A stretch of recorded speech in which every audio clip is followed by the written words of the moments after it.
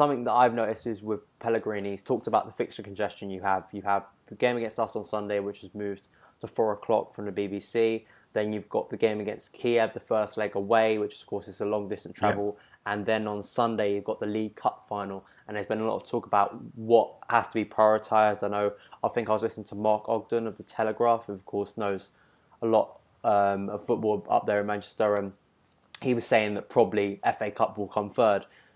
I can't buy that City are going to just throw out a bunch of youngsters, but of course you know more. Is it a case where a very understrength team, which sounds ridiculous for City, but you know an unrecognisable team will be at Stamford Bridge on Sunday, or is it just mind games in a sense from Pellegrini? Is he just having a whine, having a moan, about something? And we will see the likes of Aguero, Torre, even if they won't start, they'll still be there on Sunday. What do you make of all of this in terms of the fixture congestion?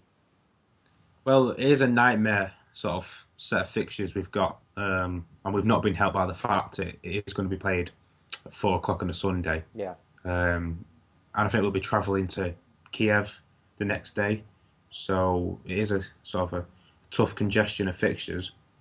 I think if we would have had a lot more players available, with the likes of De Bruyne and Nasri, Mangala, and a couple of others, then he would probably field a more experienced and a better team. Yeah.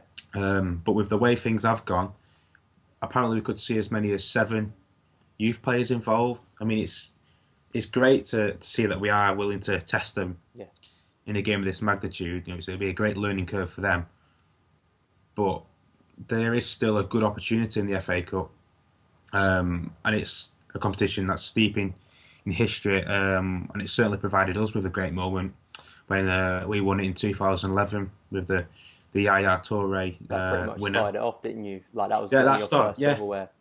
That kicked us into gear. I think it was 35 years we hadn't won a trophy for. Yeah. And that really sort of set us on the path that we're on. Kelechi Iheanacho, who you talked about before, he'll probably lead the line. He's already scored 9 goals this season, so he'll be ready for it. Salina, who made his debut against Norwich in the FA Cup a few weeks ago. He featured at Villa as well, and he also got an assist when he came in against Leicester. So, he's been banging on the door. So hopefully the balance between some experienced players and some young, hungry players will sort of inspire us, and we can actually come away with a win, which would sort of hopefully kick us into a nice bit of form with 2 other big games coming up. Iheanacho, he is a threat. He's a threat. He's got pace. He looks like a clinical finisher. I remember watching that game when you absolutely destroyed Aston Villa. But that game especially, his movement really impressed me. And also I remember one of the goals he scored, he was through on goal, and I think he had maybe Sterling to the side, and he could have laid it off, and he was like, I'm going to take this, you know what I mean? Just clinical. Yeah. And I think for a young player, that's very good to see. A striker, just wants to score goals. He's hungry for goals. And I'm sure he's one of those players that when he's on the team sheet on Sunday, I'm not just going to go, oh, he's a youth player. I will think of him as a threat. So that's one threat Chelsea have to kind of look at, and because he's a player that wants to make his mark. What's your score prediction for the game? Because I know City have kind of, and Pellegrini especially, want to keep this game kind of at 1. They don't want it to go to a replay. It's hard to predict it purely because of our inconsistency at the moment. You don't really know what City are going to turn up. I'd possibly say 2-1 City. Maybe it's a really close game. Yeah. I'm not sure how experienced of a team Chelsea will put out. I mean, you probably know better yourself. Yeah. But it will, like we said, it will probably be a mix of young lads and regular first team players for us. But I'm still hoping that we can get the job done. And it'll probably be done by a narrow margin, if anything. Hiddink has taken this competition very seriously. The first game we had against Scunthorpe in the 3rd round, he pretty much put out our first team. There was I think with the exception of John Terry and Courtois, pretty much it was a first team. It was good to see Loftus-Cheek come on in the second half in that game and score. MK Dons was a little bit different, but still the core of a first team. And I think with the way Hiddink was at Chelsea last time when he won it, I think he knows the competition, and I think he sees it, and I think the group of players see it as a chance to in some way redeem some sort of glory in any sort of way out of this season, and I think it would sort of soften the blow of the season of not finishing in the top four and the scars of the early stages of the season under Mourinho. If we could somehow salvage it in a way with winning an FA Cup. I expect a very strong team, just simply because I expect the same back four, probably the same back five as we saw on Tuesday. I really don't want to come across cocky. I would say 2-0, simply on the basis that if you do field a weakened side, I think we've got players like Costa who are in form recently, who've scored loads of goals recently. He's been on fire, yeah. Yeah, I think our defence on Tuesday, I think everyone expected us to go to PSG, especially without John Terry, and just get wiped to pieces, you know what I mean, with the quality they have.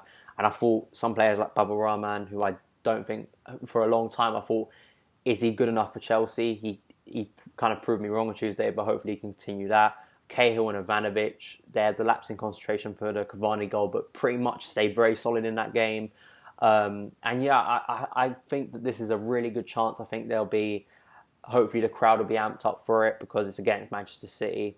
That's pretty much it. Thank you for coming on, mate, and discussing the game. Before we wrap up, just want to kind of promote yourself, mate. Talk about ReadManCity, and what you do on there. But yeah, like yourself, we was at the Ball Street deadline day show.